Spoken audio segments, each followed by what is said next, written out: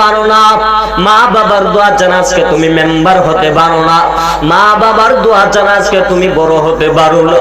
ও বাবু এলাকার মুসলমান, অনুরোধ করবো, মায়ের মনে কষ্ট দিয়েছো, বাবার মনে কষ্ট দিয়েছো রে বান্দা।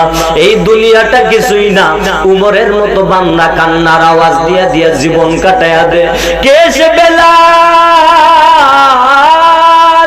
জান্নাতের মালিক বেলাল, আবু বকর জান্নাতের মালিক, এরপরও কান্না করে করে জীবন কাটায়। ওরে বামুর মুসলমান, গুনাহ তো জীবনে কম করো না। দুটা চোখ বন্ধ করে দেখো রে বান্দা, এমন এমন অন্যায় করেছো তোমার মা জানে না, এমন অন্যায় করেছো তোমার বাবা জানে না, এমন অন্যায় করেছো তোমার পাড়া প্রতিবেশী কেউ জানে না।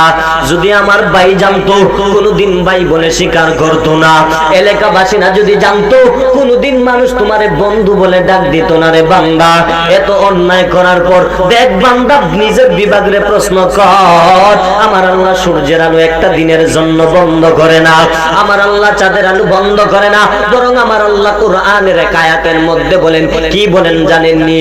অতিও গভীর হয় যখন রজনী জগৎ, নীরবে প্রভুর নাম জপিও তখন, প্রভুর করুণা যদি পাইবারে চাও, প্রভুর করুণা যদি পাইবারে চাও, গভীর রাতে উঠে প্রভুর গুণগান গাও।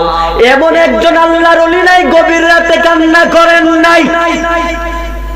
শাহজালাল পাহাড়ে আসছে, সিলেটের জমিন কিন্তু এখন তো যেভাবে লেভেল দেখেন গ্রিজ করা, এরকম ছিল।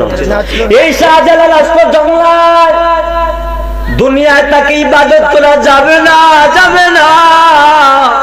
নাসিরউদ্দিন বাবা সোনারঘাটের জমিনে আসলেন জঙ্গলায়। এমন একজন আল্লাহর ওলি নাই যে জীবনে কান্না করেন নাই। ও বান্দা, চৌকের পানি বানাও, চৌকের পানি ছাড়া জীবনে দামি হতে পারবা না। এই জন্য বলি রে বান্দা, উমরের মতো বান্দা কেমন কান্না করেছে জানুনি? ঈদের দিন